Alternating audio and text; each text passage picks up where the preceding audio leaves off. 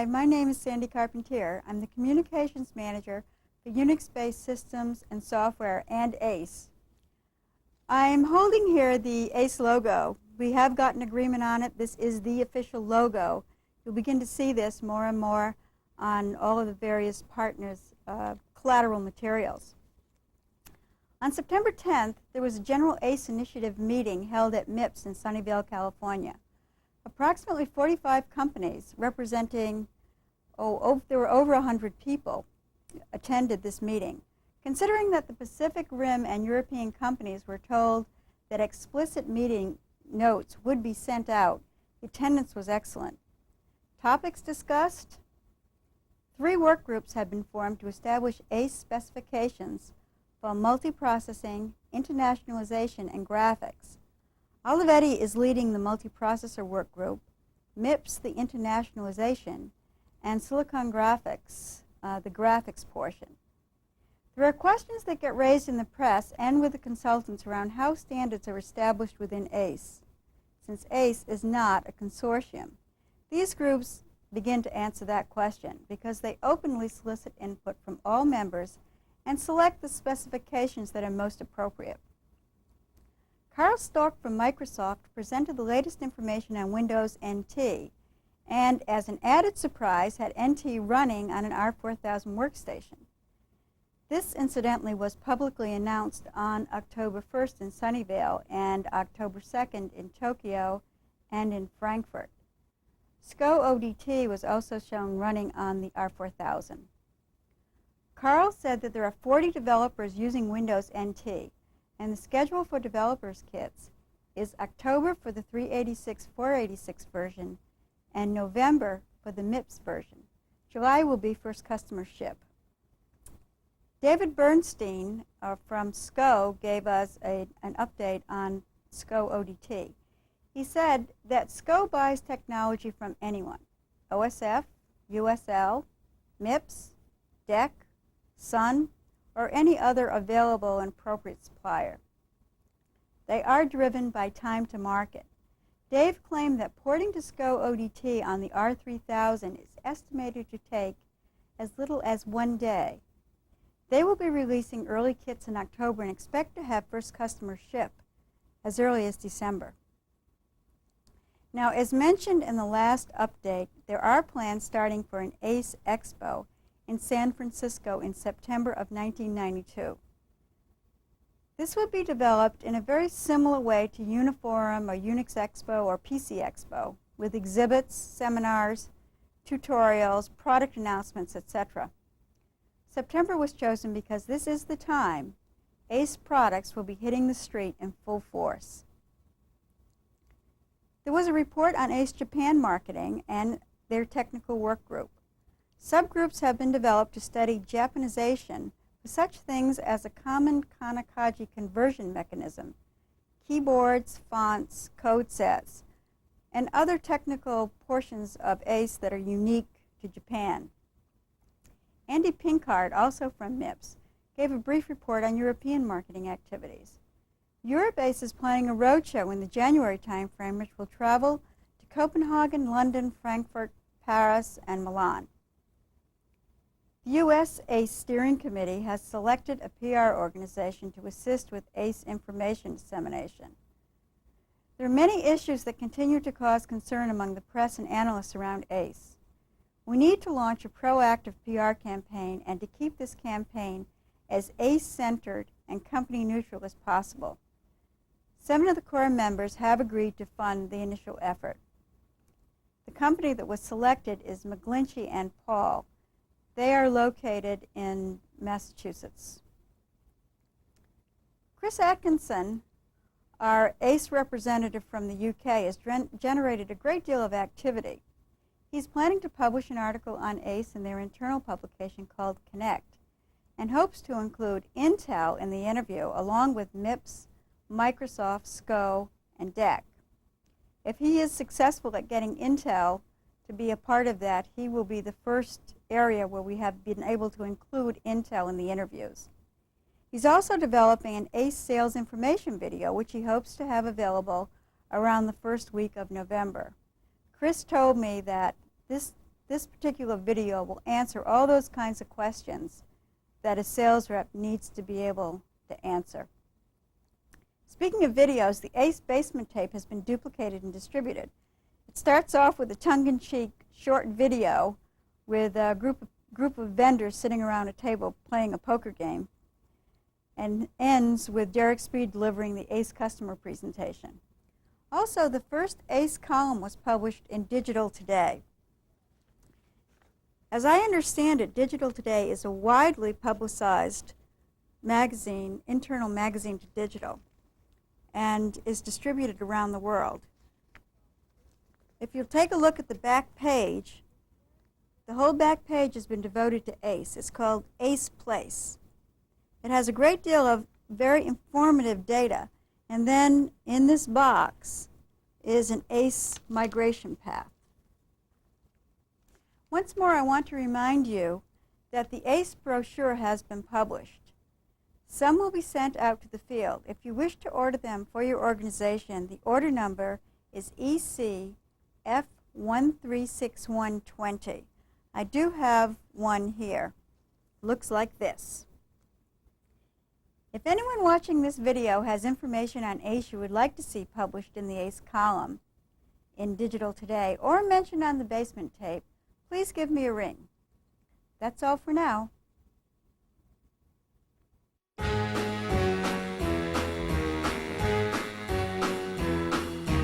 Hi, my name is Jack Toto. I'm a multimedia marketing manager here at Digital. This morning I'd like to talk to you about the products that we've just recently announced, talk to you and introduce you to some of the people who helped in that effort, and point you to some of the training that's available for the field today. But before we do that, I would like to make sure that you understand some of the messages that you're going to hear today. The first messages you'll hear throughout the day is that multimedia is no longer just for PCs. The phenomenon that multimedia runs on PC platforms, that perception is no longer true. PCs do a fine job of multimedia in certain application spaces. However, PCs can only take multimedia so far. As you'll see during the day, the scope and range of what the multimedia program is for digital goes way beyond what PCs do today. The second message that you'll hear throughout the day is that there's powerful applications from ISVs that are putting their software onto our multimedia platforms, and some combinations of those ISV applications and what we Digital have as applications in the multimedia space create very powerful work environments for the office space. So you'll hear those messages throughout the day. Also, you'll hear information about the market requirements for multimedia and how we can meet those market requirements today. There's a wide spread of market opportunities out there for multimedia. Typically, we're not looking at converting PC users with some PC application and migrating them from the PC platform that they know and love dearly over to an expensive workstation, even though the cost of workstations may be coming down. However, there are a number of application providers, a number of developers out there who are very interested in taking multimedia as it is today and beginning application development. We have a major opportunity. We have our foot in a number of doors. We have a large opportunity here to grab some dollars. We got to go after every one of them. So you'll hear about those market segments as we go through the day. Again, the message, the strong message that you should hear is that multimedia is not for PCs anymore. So let's begin with a definition of multimedia for digital. Hit the road, Jack. Don't you come back no more, no more, no more, no more. Hit the road, Jack. And don't you come back no more. What you say? Oh, darling, you came back. The definition for multimedia varies depending on what trade magazine you read, what trade show you go to, or who you talk to. Most people include some form of audio and video in their definition. Some people even include graphics and audio as two subsets of multimedia that have to be together. Some people say it's three of the traditional and new data types that have to be together. The definition for multimedia for digital, however, says that there are traditional data types, which are your text, 2D and 3D graphics, animation, imaging, spreadsheet data, that will be integrated in a workstation environment with audio and data, the new data types that we're working with in multimedia.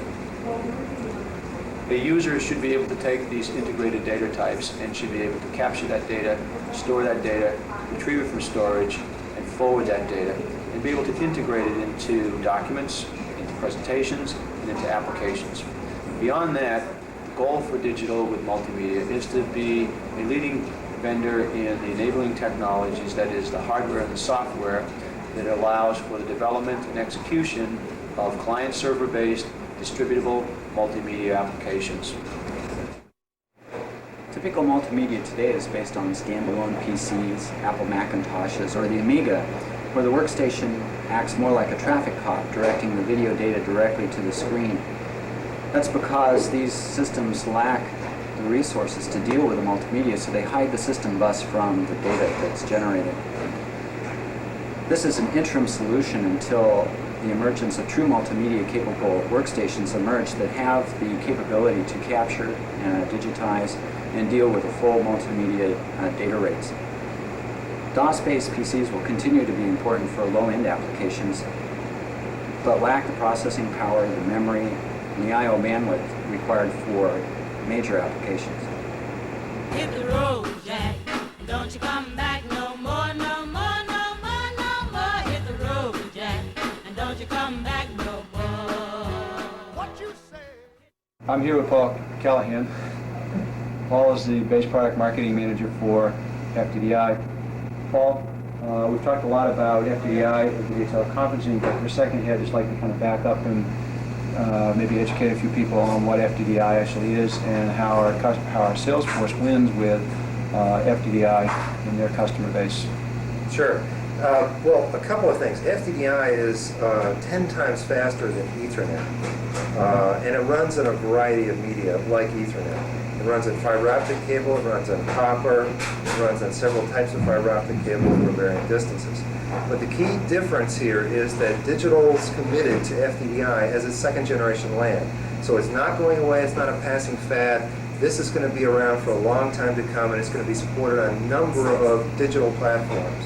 So we have an infrastructure in place now. We are shipping FDDI products now that support our workstations, that support our servers, and that makes us different than other vendors in the marketplace today. Specifically Sun, who has an FDDI controller from a third party, but really doesn't have the rest of the infrastructure, and HP, who doesn't have an FDDI controller at all. In fact, they canceled plans to ship FDDI. So in general, we're in good shape in that space. When it comes to support for multimedia, multimedia is going to consume a lot of bandwidth, regardless of compression schemes. Overall, once multimedia applications like the teleconferencing application, like AV mail, the ability to mail around applications like this, or clips of video, is going to start to consume a lot of bandwidth. So though it might be supported over Ethernet for short tributaries, you're going to need an FDDI infrastructure overall, if not directly to the desk, to support those kinds of needs.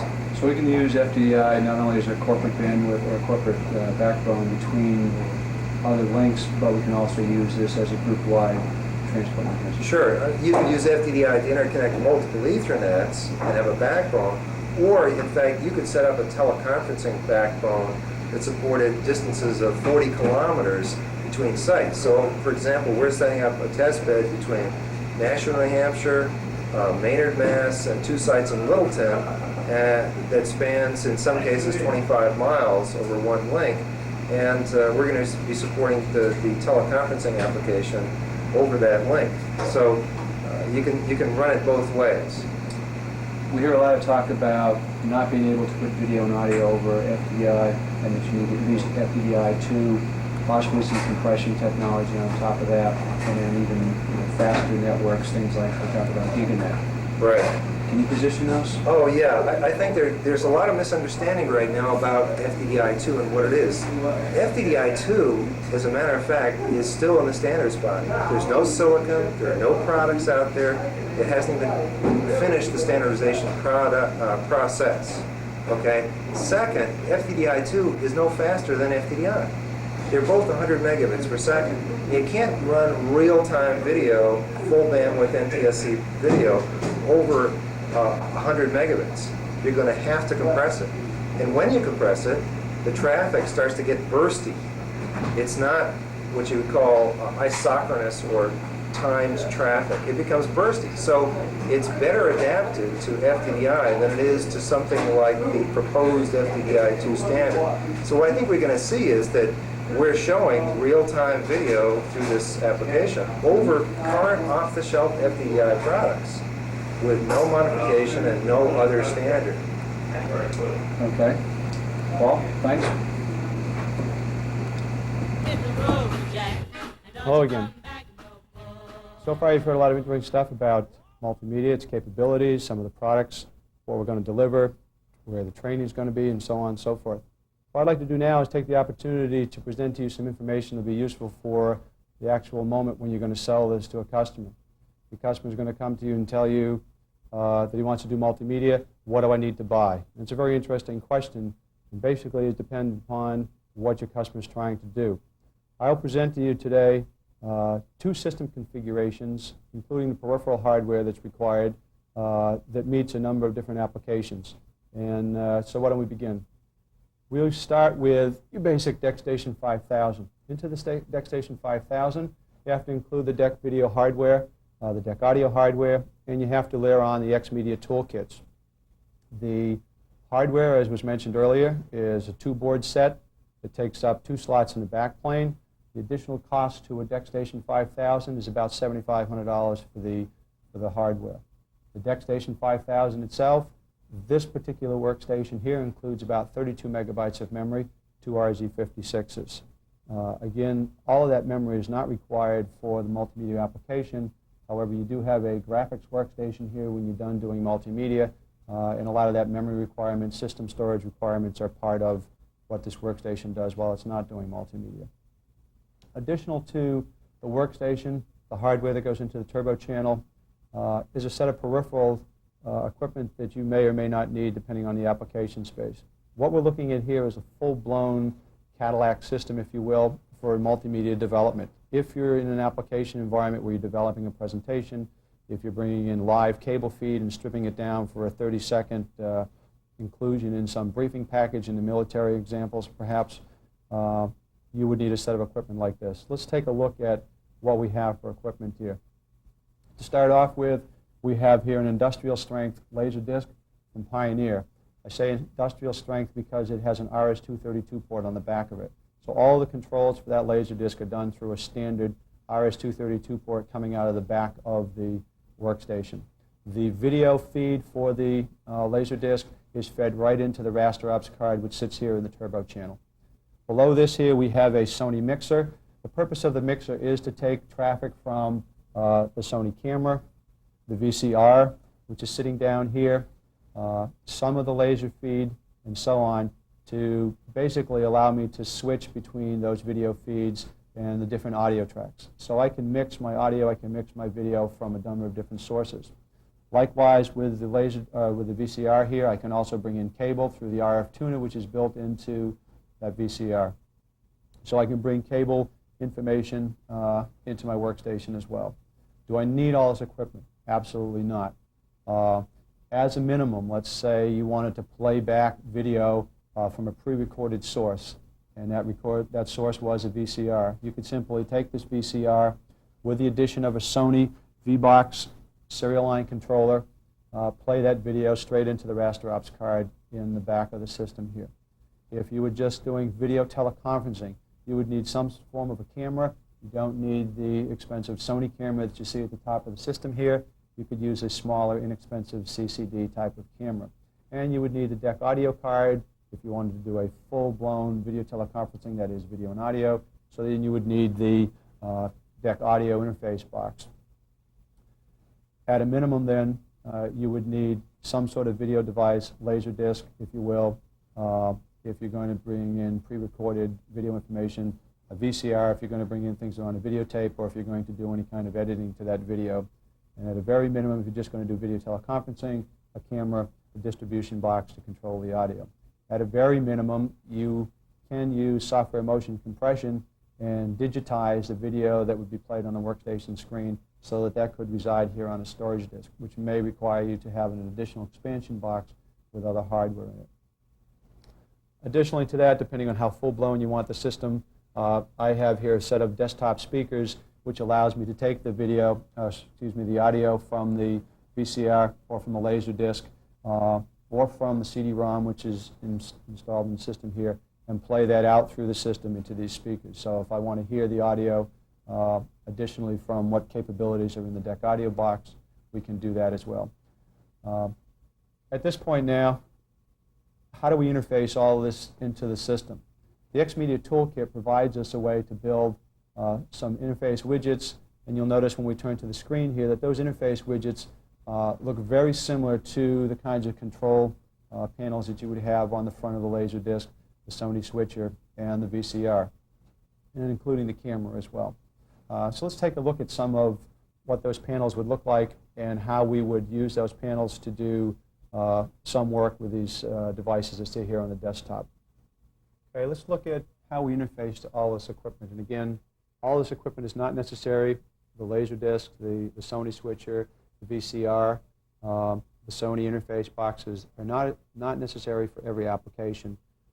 But should an application require this, in addition to the add-on boards that are in the system box, the $7,500 cost there's an additional $6,000 to $7,000 cost for everything that you see here associated with this particular workstation, depending on what you get for discounts and what quality of this equipment you want to have. Certainly you don't need that kind of application or that camera for every application, so you can start knocking off $1,000 right there for the cost of that camera. In any event, let's take a look at how we interface to all of this equipment. On the screen here, you'll notice a number of different panels. These panels represent the equipment that you see in front of us. And you'll notice that these panels are very similar in nature to the fronts of all of this equipment. Up here in the upper right-hand corner, and I will use the mouse to indicate where we're going. We follow the pointer. No bouncing ball for this demo, but we'll try and use a moving pointer. This panel represents the Sony switcher and allows me to bring in camera feed, VCR, Laserdisc, CD, voice feed if I'm using microphones through the DEC audio distribution box, stereo quality audio if I'm dealing with stereo as opposed to voice grade. That VCR control panel is the one that you see right here to the left of this switcher. Again, you notice the functions in this panel that are similar to the VCRs that you're familiar with at home and in the office. Directly below this, I have the control panel for the Laserdisc player. I'm sorry, this is the one for the CD-ROM reader. The CD-ROM reader allows me to do the same kinds of things, or some of the same kinds of things that I can do with my CD-ROM player at home. That is to select the channels, to shuffle through those channel or tracks, to repeat the disc, fast forward through the tracks, stop, lock the thing down so that I can't eject it, and so on and so forth. But all of the things you're familiar with, as standard kinds of operations that you can do with a CD-ROM player. Below this, I have my Laserdisc control panel, and again, this looks exactly like the control panel that's on the front of standard Laserdiscs. That is the ability to fast forward and rewind, ability to play, stop, pause the disc, and to single step either in forward or reverse direction. I can also control a certain number of devices from this control panel. These happen to be the two devices that are built into the software currently, and again, this is demo software. This is not the final version of the software. And I can have a number of things that I can do here, including ejecting the Laserdisc from the carrier, and when I go to the play button, I can reload that. And when we use the Laserdisc, I'll show you exactly how those work. Moving to the right here, I have my control panel for my audio. This can be used both to control phone access, so I can take the phone off the hook, use it to dial up, control my volume in and out of the DEC audio box. And finally, in the upper left-hand corner here, we have the control panel for the video teleconferencing application. We started out with a smaller 320 by 240 window simply because that amount of data gives us our best performance over FDDI for uncompressed video teleconferencing. To give you an example of what's capable with this software, here I have a list of workstations which I can select. Xmedia 4 is the only other workstation we have on the network currently. However, this workstation node is called Xmedia 3. I will select Xmedia 3 as the site that I want to deliver video to, and I will clip that video using the V-clip button to that workstation, which happens to be myself. So here's the video that I'm sending, black and white again, over FDDI. Moving back to my control panel, I'm looking at my frame counter, which says I'm getting about 14 frames a second. 14 frames a second is very typical frame rates for us when we do video teleconferencing over FDDI in this size format. And also, 14 to 15 frames a second is way above accepted standards for video teleconferencing in the industry. So the performance you're seeing here is quite good. And if I get some motion into there, you can see a slight delay, but overall, the performance of the video teleconferencing software here is quite good. I also have the ability to select the audio, and I could loop the audio back to myself as well. However, with the microphones we have here, picking up the audio initially, playing the audio out of the deck audio box, and just picking up that sound again, we'd have some issues around echoing, so we won't do that for the sake of everyone's ears. I will unclip that, and I will now change my format from black and white to color. By selecting this button right here, clicking on that button, I've now selected color as the format that I want to transmit over FDDI. I click on my video clip capabilities, and I'm now pushing color across the FDDI. So I could be teleconferencing in color if I so desire. However, if you look back over here at the frame counter, you'll notice that the frame rate has gone down to 4 or 5 frames per second. If color is important, and you absolutely have to have it, then your trade-off is the frame rate. For most applications, we feel that they will be looking to do black and white as an acceptable way to do video teleconferencing, and therefore gaining the higher frame rates. Now, this is a full-size NTSC window, 640 by 480. This would present a major problem for pushing this kind of video across the FDDI uncompressed to do any kind of video teleconferencing. Basically, at 30 frames a second, you heard the performance issues that John Morse spoke about. An awful lot of data to push over FDDI. So we don't use that format today. However, as was mentioned with Greg Wallace, when JPEG compression gets here, very low 5-to-1 compression ratios would allow us to take the video that you see here now and push this over FDDI in a video teleconferencing environment. However, the question becomes, do I want to have a screen that big if I'm video teleconferencing between 4 or 5 people? That will fill up my entire screen and make things rather awkward, particularly if I'm going to put up a shared document that the 4 or 5 people are going to work on, as was discussed in a scenario with the people that were in from BBN. An additional capability of the board is its ability to capture video, so that I can capture video into any window that I put the arrow from the pointer into. If I use the middle button on the mouse, I capture video in a kind of clockwise sequence. If I use the right mouse button, then that video is somewhat counterclockwise or just in the opposite direction. So I can capture that video as fast as I can click the mouse buttons. At the moment, that video is just captured and put back out onto the screen, which in itself is no small feat for or speaks well for the performance of the DeckStation 5000. However, that is an RGB format. I can then direct that information into an RGB file on a system disk somewhere. I could convert that eventually into DITIF format and include this kind of video into a CDA document. And as you heard earlier, the specifications around CD documents, particularly around video, are being worked currently. Into this window also, I have the ability to play some of the other video sources, and so let's do that now. I will select my video track as being from the VCR. So I will select VCR. You will notice that the screen changes to this particular color. I now hit play, and we'll have a videotape coming up here shortly. Takes a couple seconds for the start of this one to come up.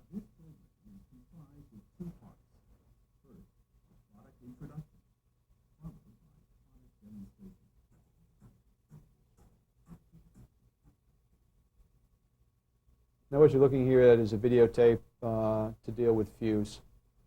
So typically in training applications, let's say this was some sort of a training videotape, I can pick this video up, and with that smaller window which is set up to allow me to select my other nodes that I want to broadcast this to, I can take that video and I can broadcast it to 4 or 5, a dozen, whatever the number of workstations sitting on the network happen to be. But I can use that as a way to broadcast video for training purposes to other workstations. So not every workstation has to have, again, these kinds of devices here. I need one workstation that has the capability of picking up this kind of video and transmitting it, but all the other workstations simply need to have the DEC audio and DEC video cards in the system in order to receive that video information and to make use of it in that sort of an application. I can, as I said before, I can pause this. I can single frame those steps forward and reverse. I can then let the thing play on again. So anything that I can do from a VCR that you're familiar with at home or in the office, I can do from a VCR that would be attached to a multimedia workstation through software control, as opposed to physically touching the equipment. Now let me change my video source to the Laserdisc player. So I'll select LDP as my video source, and I'll drag my video controller over here and begin to select that as a source. You'll also notice as we go through here that I can take these particular panels to here, and I can lay those on top of the video screen. I'll iconify the video window for you, and so on and so forth. All of the things that I can do typically with a deck station in the X Windows environment today, I can do with this window. And simply because it has video in it is not going to really change anything. So I've got some video playing here. Again, you're looking at a weather map. I will fast forward that, so we'll get through the week's weather all that much quicker. I can reverse that. We can get back to the weather map if that's something that you needed to do. But again, you get high quality video coming in with video that's coming off the laser. If I decide that let's bring that forward just a bit. But there's a frame right there that I wanted to capture. Or if I need to single step that and watch some storm clouds as they come in over New England, I can then capture that for whatever purposes and use that in an application. If this is surveillance maps in an intelligence community or what kinds of application space you may be working in, I have the ability to capture that information from the serial or the line feed that's coming in with that video. Beyond that, if there was a cable feed into the VCR, then we would bring up a cable channel panel probably that you could use to select a particular channel and so on and so forth. So if CNN is what your customer wanted to see in this window, they could see CNN in a window, and if there was some other application, then they could see that application in the window as well. So that basically takes a look at the capabilities to integrate all of this kind of equipment that you see here into the workstation. And again, all of the interface to this is done through these panels which are brought up here. So under software control, I get control of all these devices. And once again, to emphasize, not every workstation needs all the equipment you see sitting here. You only need the amount of equipment here that fits into a particular application. And at a bare minimum, I can take the information that you see going on the screen now, and I can broadcast that to other workstations that all they need to receive that video information is deck media hardware that's in the system box. So when we get to the time and when we're sending electronic mail that includes video and audio, all somebody has to have in their system to receive that is the deck media hardware, the distribution box that you see here, which is about cigar box size, and a microphone which they would use to reply to that audio mail, or some sort of a camera device if they actually wanted to send a video clip back as a reply to the audio mail. Thank you very much. That concludes the piece of the demo tape, and we'll see you next time.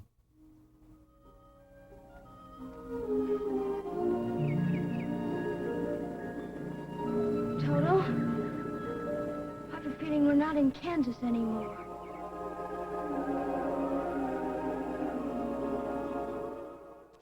Hi, I'm Nina Price, and I'm the product manager for X Media Tools, Digital's first multimedia enabling software. During the past year, the product team at Digital's Western Software Lab has been actively working with Digital's ISV group to recruit leading-edge software developers who are interested in adding audio and video to their existing applications or creating new applications with the benefits of the X Media toolkits. In this partnership with the ISVG, we've successfully worked with a series of developers whose products will profile at the end of this segment. We've also worked with development groups within Digital to produce some new products that will be very exciting to your customers. The developer products should be available in 1992. We're also planning a developers conference in early 1992. So if you work with software developers who would be interested in adding audio and video to their current applications, we would encourage you to work with them to notify them of the developers conference and to notify us so we can be sure that they're invited and that they'll participate. Let's talk about some of the applications which are going to be available soon to your customers as a result of the Multimedia ISV program. First of all, from Digital, two very exciting applications. DeckSpin, a video teleconferencing product that will allow you to sit at your deck station and have video teleconferences with other colleagues within your company and at other companies right from your desktop.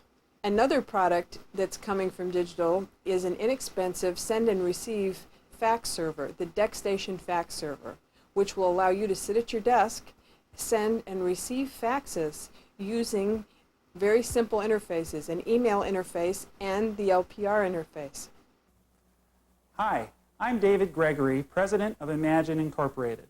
Digital's new X-Media Toolkit makes it possible for us to port MediaStation, the #1 shipping Unix multimedia application, to Unix deck stations. Utilizing the X-Media Toolkit, MediaStation takes full advantage of the server-client model, making it easy for users to work with multimedia in a distributed network environment. Hi, I'm Dave Evans, President of Enter Analytics. Enter Analytics is pleased to be a leading-edge developer in Digital's multimedia program. Our product, MediaMaster, is the first frame-accurate media control and synchronization server available for digital multimedia workstations. MediaMaster's virtual media device environment allows you to control local and remote drives as if they were on your desktop within arm's reach. Hi, my name is Howard Smith. I'm president of Clarity. Let me tell you about Rapport, which is our first product. Rapport is the first personal communications product that enabled users to communicate using DEC's new audio and video capabilities. Users of Rapport are able to communicate documents using email that integrates text, voice, audio, images, spreadsheets, and charts. Rapport is happy to be available with DEC's leading-edge multimedia products. Hello, I'm Ash Munshi, Director of Marketing for the Tools and Multimedia Division at Oracle Corporation. Over 500 years ago, Gutenberg introduced a new type of printing. His system of movable type drastically reduced the cost of information distribution by 1,000-fold. For the first time, ordinary people could own books. Flyers, newspapers, and pamphlets all became possible. By dramatically increasing the flow of information, Gutenberg changed our world in ways no one could have predicted or even imagined. Today, the world is about to change again. A single CD-ROM, costing less than $2 to produce, can hold the equivalent of 1,000 printed books. Again, the cost of information distribution has fallen 1,000-fold. But more importantly, a CD-ROM can contain images, sounds, and even full-motion video. Just like the people in Gutenberg's time, we cannot imagine the impact that this information explosion will have on our society. At Oracle, we are committed to supporting digital information distribution technologies as they emerge to make possible a whole new set of multimedia products. This is why we're pleased to be working with Digital Equipment Corporation to incorporate X-Media tools into our products. Hello, I'm Tony Giannelli, Vice President of Business Development and Sales for Applix. Applix is a leading provider of Unix office integration software. As a digital ISV, Applix is very excited about Digital's X-Media tools.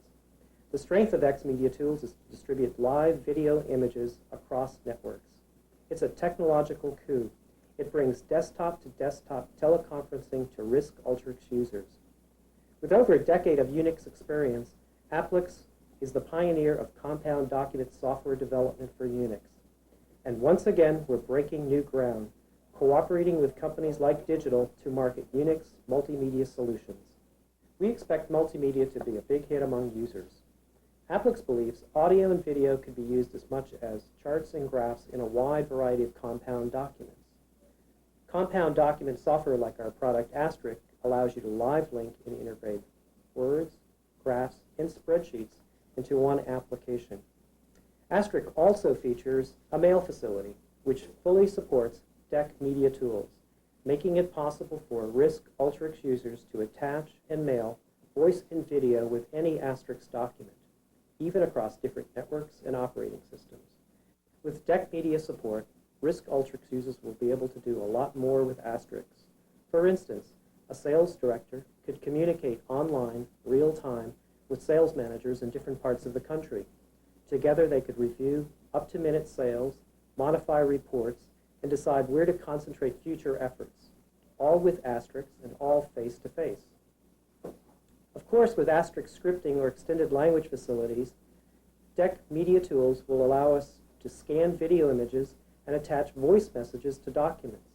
That means, for instance, packaging design scanned into the online status report could be mailed to the company's Mac-based agency. It could include a voice attachment clarifying production schedule, all with a few keystrokes. In closing, DEC Media Tools is the technological breakthrough the industry and customers have been waiting for. Thanks, Digital. I'm here in the Western Software Labs, and my name is Michel Gambier. I'm the marketing manager for Ultrix Voice System Software and for the Multimedia Toolkit X Media Tools. What I would like to do today is to talk to you a little bit about X Media Tools.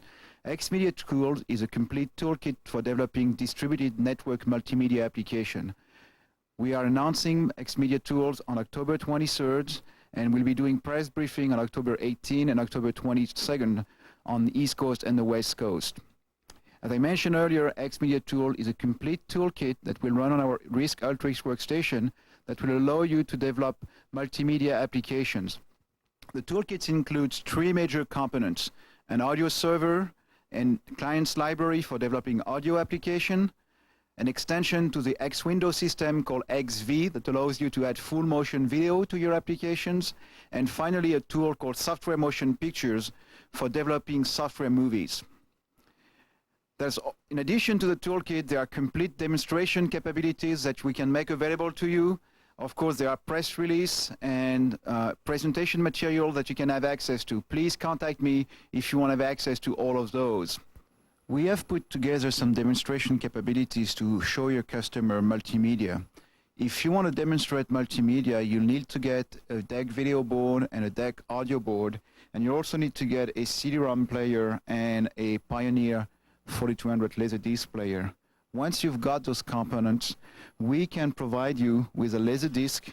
There's a limited supply of it though, with a Laserdisc that will contain video segments that you can use to run a demonstration, with a CD-ROM that will have audio tracks and some software movies and a bunch of images on the CD, plus a demonstration software that will allow you, through a scripting language, to put together your own demonstration.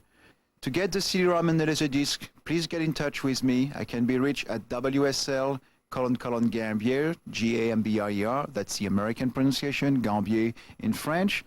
My DTN is 543-1552. Thanks, and have as much fun with multimedia as we all have.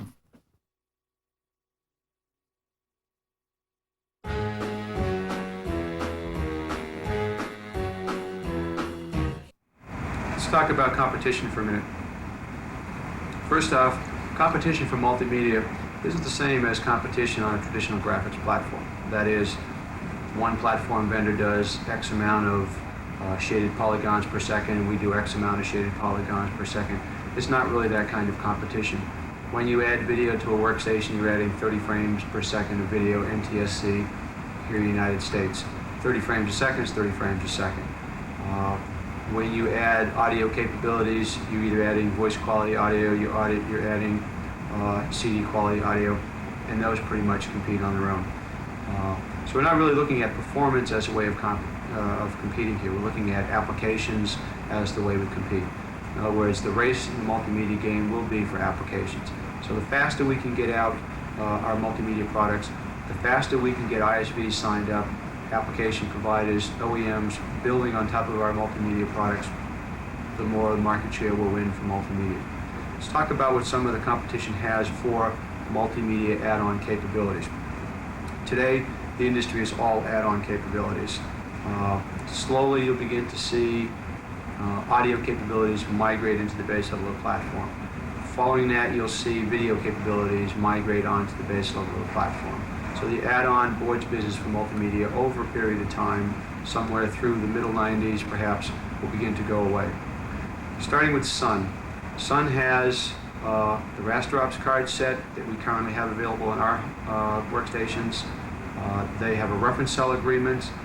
We have a OEM business partnership relationship with Raster Ops.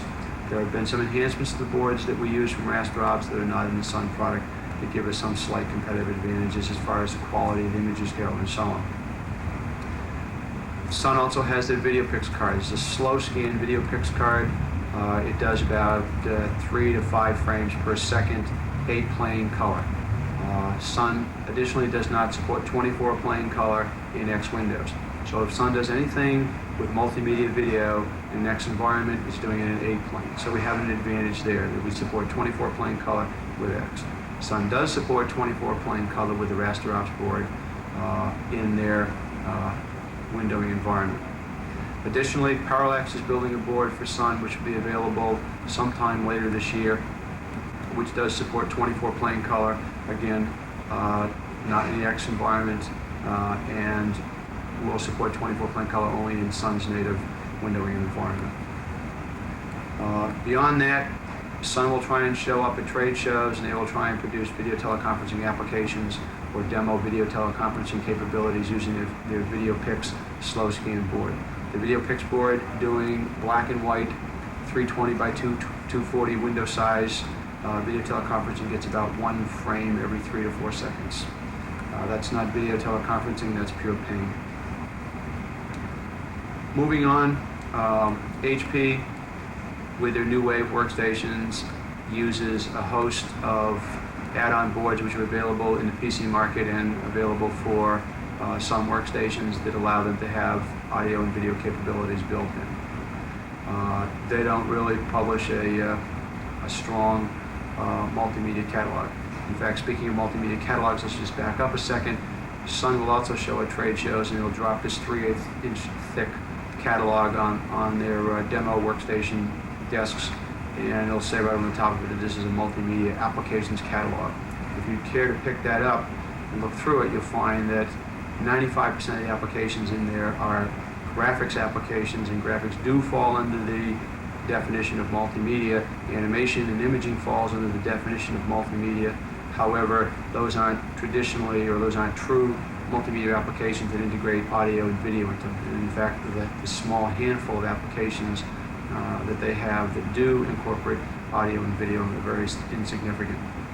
So we're a fairly even playing when it comes to competing with workstation vendors as far as what they have for applications today. Again, the race is for applications.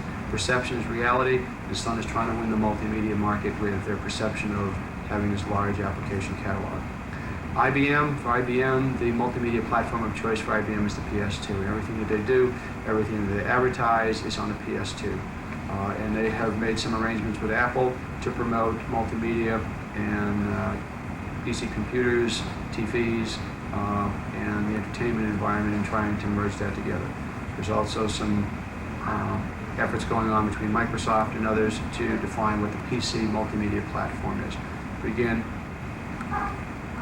traditionally, PC users like off-the-shelf applications, and were we to move those off-the-shelf applications over to workstation platforms, you would not necessarily migrate the user to a workstation platform. That's not what's going to force, or not what's going to draw PC users off of the PCs onto the workstation platforms. So don't look for workstations to become the new or the next coming of PCs. That's not what the multimedia game for PCs and workstations is all about. IBM additionally, with their R6000, sells about 13% of their systems into the education market under the heading of multimedia applications. So while they do promote multimedia on PS2s, the R6000 is a platform that they do sell into some multimedia applications. SGI just recently made a big splash in the industry with their Indigo workstation. Indigo has built-in CD quality stereo audio, an extremely efficient machine for doing audio recording, playback, editing, and so on and so forth. However, may have put out too much capabilities for the industry to take advantage of at this point in time.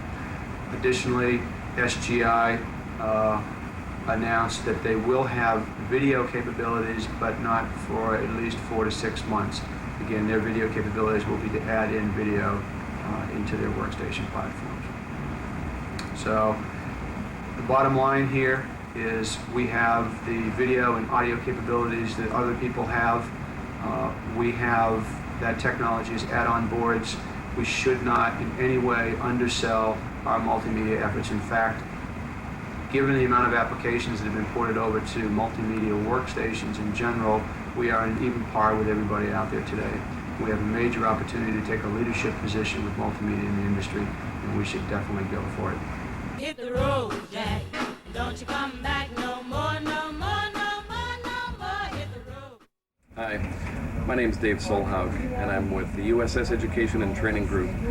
Jack Toto asked me to talk to you briefly about training that's coming up for the multimedia product set. We'll look at it for the three audiences that we'll focus on: sales, sales support, and the customers. For sales, there are a few areas that you should look to immediately. First, a sales kit, which Jack's team is putting together now and will be distributed before the announcement of the product.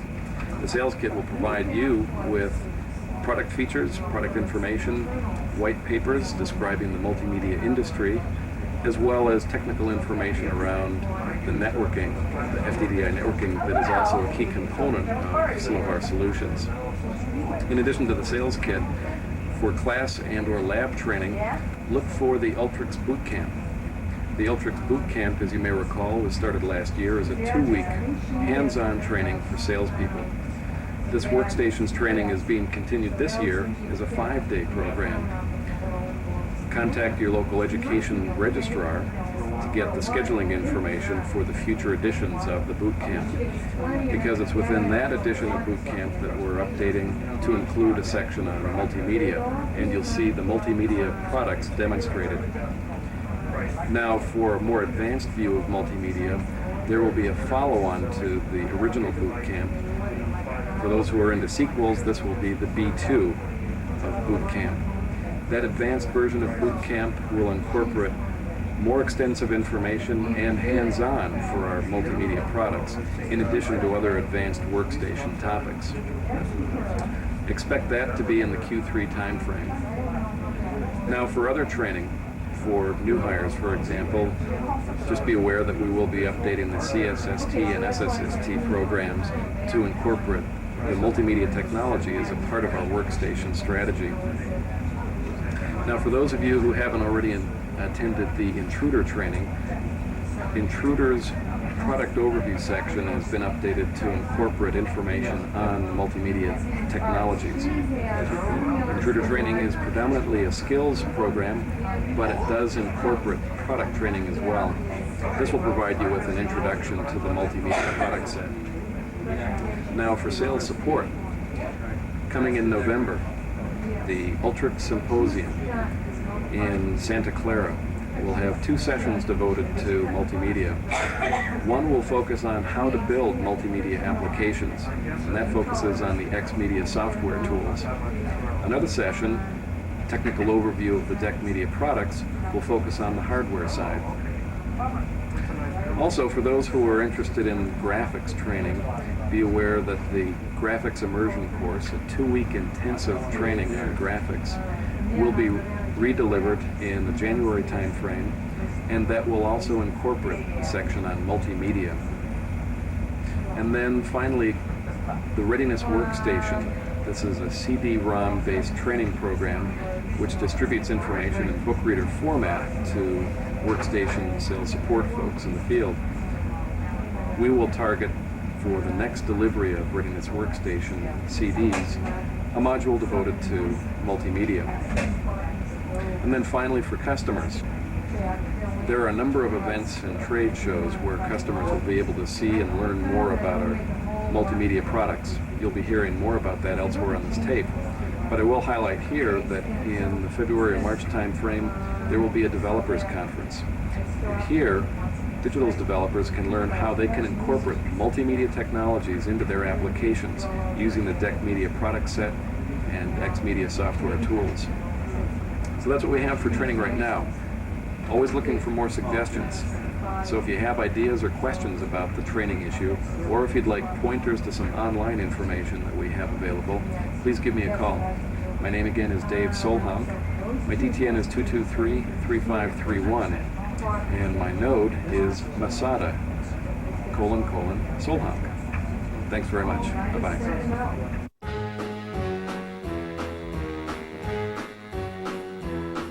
Hit the road, Jack. Don't you come back no more, no more, no more, no more. Hit the road, Jack. And don't you come back no more. What you say? Hit the road, Jack. And don't you come back no more, no more, no more, no more. Hit the road, Jack. And don't you come back no more. Oh woman, don't treat me so mean. You're the meanest old woman that I've ever seen. I guess if you say so, I'll have to pack my things and go. That's right, hit the road, Jack. And don't you come back no more, no more, no more, no more. Hit the road, Jack. And don't you come back no more. What you say? Hit the road, Jack. And don't you come back no more, no more, no more, no more. Hit the road, Jack. And don't you come back no more. Now, baby, listen, baby, don't you treat me this away, 'cause I'll be back on my feet someday. Don't care